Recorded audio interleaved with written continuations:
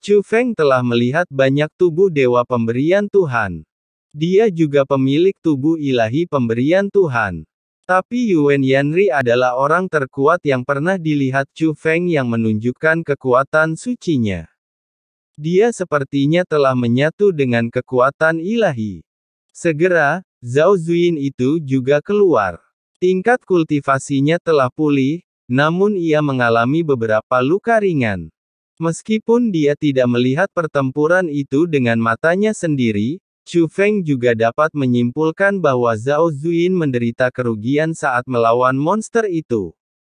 Jika Yuan Yanri tidak muncul tepat waktu, situasi Zhao Zuyin mungkin akan sangat berbahaya. Apakah kamu itu Yuan Yanri? Zhao Zuyin bertanya. Dia belum pernah menanyakan nama Yuan Yanri sebelumnya dan bersikap sangat acuh tak acuh. Namun yang jelas, Yuan Yanri saat ini sudah cukup menarik perhatiannya.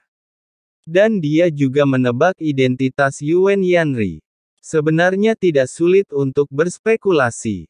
Lagi pula, selama Anda mendapat informasi yang baik, Anda akan tahu bahwa Yuan Yanri adalah pewaris tubuh ilahi Rian. Ini aku. Yuan Yanri mengakui dengan murah hati.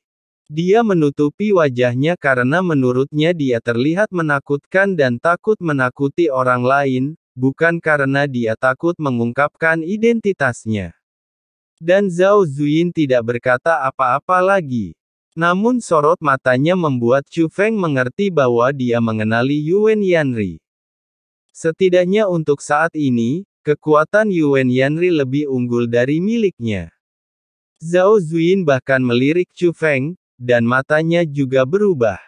Kekuatan Yuan Yanri mungkin memberinya standar baru dalam menilai kekuatan praktisi seni bela diri kontemporer. Tapi ini normal, Yuan Yanri memang kuat. Setelah monster itu diangkat, Chu Feng mengikuti Yuan Yanri dan Zhao Zuyin ke dalam gua. Struktur di dalam gua sangat kuat, itulah sebabnya gua gagal runtuh meski terjadi pergerakan yang begitu besar. Setelah berjalan dalam jarak tertentu, semuanya tiba-tiba menjadi jelas. Yang muncul di hadapan kami bukanlah lagi sebuah gua, melainkan dunia tembok batu. Hanya saja tidak ada apapun di sini selain yang besar, dan tidak ada harta karun. Jika bukan karena penglihatan khusus Chu Feng, mereka tidak akan bisa melihat apapun. Oleh karena itu, hal pertama yang menarik perhatian adalah monster-monster yang tinggi. Monster itu tingginya 1000 meter dan menyerupai beruang, tapi sekarang ia tak bernyawa dan berlutut di tanah. Ada lubang besar di dadanya, dan ada api yang menyala. Ini adalah luka fatal monster itu. Ini pasti yang dilakukan Yuan Yanri. Saat Chu Feng masuk, tubuh monster itu roboh dan berubah menjadi aura. Namun kesombongannya tidak hilang, melainkan melayang di udara, dan lengkungannya sangat istimewa, bahkan sedikit indah. Hal ini berlangsung beberapa saat dan kemudian berhenti. Akhirnya, arogansi berkumpul, dan selama rotasi, itu berubah menjadi kekuatan penghalang. Meski belum membentuk tubuh utuh, namun terlihat akan mengembun menjadi gerbang penghalang. Saudara Chu Feng, apakah itu pintu keluarnya? Yuan Yanri memandang Chu Feng. Setelah mencapai puncak 9 surga dan apa yang terjadi selanjutnya, dia sangat mempercayai Chu Feng dan tahu bahwa Chu Feng adalah yang paling dapat diandalkan dalam penilaian semacam ini. Ya, tapi itu adalah jalan keluar yang bisa kamu pilih.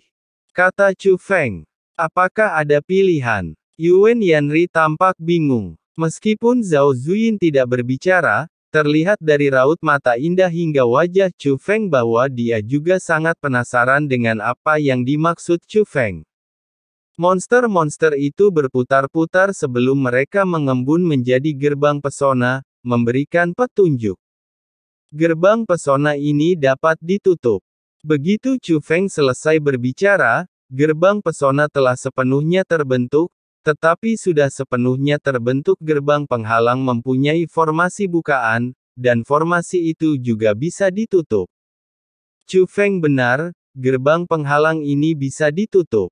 Zhao Zuyin masih tidak berbicara, tapi cara dia memandang Chu Feng menjadi lebih penasaran. Dia sangat ingin tahu bagaimana Chu Feng bisa melihatnya, karena dia belum pernah melihat apapun sebelumnya. Dibandingkan dengan Zhao Zuyin, Yuan Yanri tidak terkejut dengan spekulasi Chu Feng.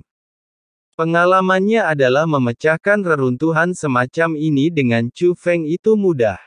Banyak permasalahan yang awalnya sulit diselesaikan akan menjadi lebih sederhana. Saudara Chu Feng, apa yang harus kita lakukan? Yuan Yanri bertanya. Jika kamu membukanya, kamu bisa langsung keluar dari sini melalui pintu pesona, tapi kamu pasti akan melewatkan sesuatu. Meskipun aku tidak tahu apa yang bisa kamu dapatkan setelah menolak, tapi, menurutku ini adalah kesempatan. Tentu saja, sekarang kita bertiga, kalian berdualah yang telah berkontribusi dalam mengalahkan monster ini. Jadi, mari kita ambil sikap, minoritas mematuhi mayoritas, kata Chu Feng. Bukankah itu tidak perlu? Maksudmu menutup gerbang penghalang? Yuan Yanri pasti punya pilihan yang sama denganmu, jadi apakah suaraku masih ada artinya? Setelah sekian lama, Zhao Zuyin akhirnya berbicara. Apa yang dikatakan Nona Zhao memang benar. Jika ini masalahnya, maka kita semua setuju. Chu Feng tersenyum dan berjalan ke gerbang penghalang. Zhao Zuyin tidak mengatakan apapun. Faktanya, dia tidak bermaksud menolak.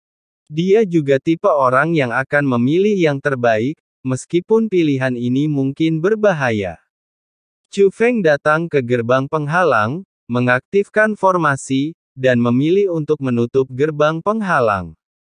Gemuruh. Saat berikutnya, gerbang penghalang tersebar ke segala arah, membentuk kekuatan penghalang yang lebih kuat yang melayang di udara.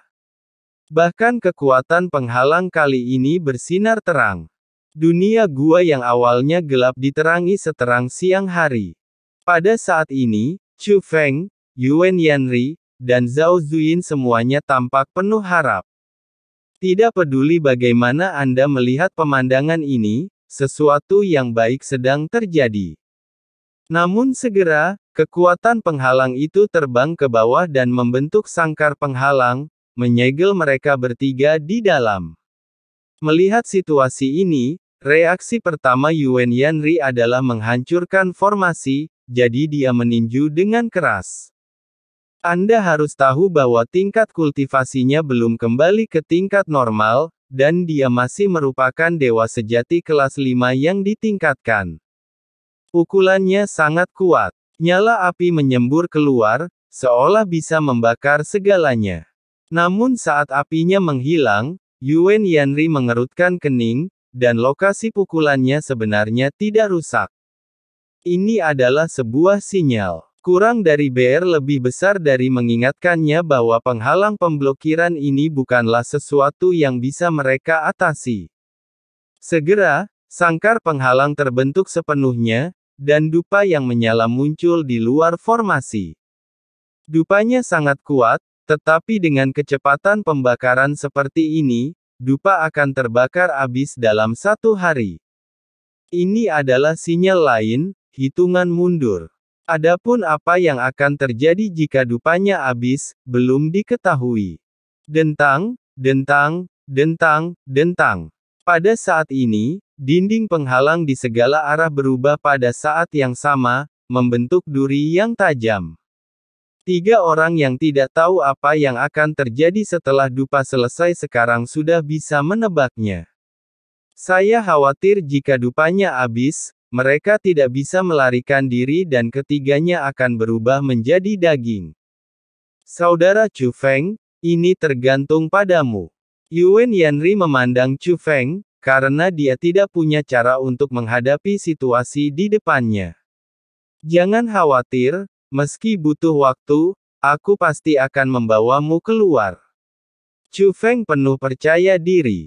Tapi Zhao Zuyin tampak curiga, Tapi dia tidak mengatakan apa-apa, tapi mengamati dengan cermat. Dia adalah orang yang praktis dan tidak menyukai omong kosong. Dalam situasi ini, dia merasa sebaiknya mengandalkan dirinya sendiri. Karena itu, tatapannya pun menjadi istimewa. Perubahannya diperhatikan oleh Chu Feng. Zhao Zuyin, seperti ayahnya, ternyata adalah seorang praktisi ganda seni bela diri batas, dan tingkat keterampilan batasnya juga tidak rendah. Meski dia tidak menunjukkan kekuatan pesona, tapi Chu Feng menduga bahwa dia harus menjadi jubah dewa puncak seperti dia. Hanya tinggal satu langkah lagi untuk menjadi spiritualis dunia naga sejati. Selain itu, metode observasi Zhao Zuyin sangat kuat. Level ini sebenarnya cukup menakutkan dan akan membuat sebagian besar orang jenius di dunia seni bela diri yang luas menjadi redup. Harus dikatakan bahwa bahkan Chu Feng merasakan tekanan saat dia bersama Yuan Yanri dan Zhao Zuyin. Bukannya aku merasa rendah diri, tapi aku tidak ingin menjadi bajingan. Kamu harus tampil baik. Setelah menghela nafas diam-diam, mata observasi Chu Feng menjadi lebih serius dari biasanya.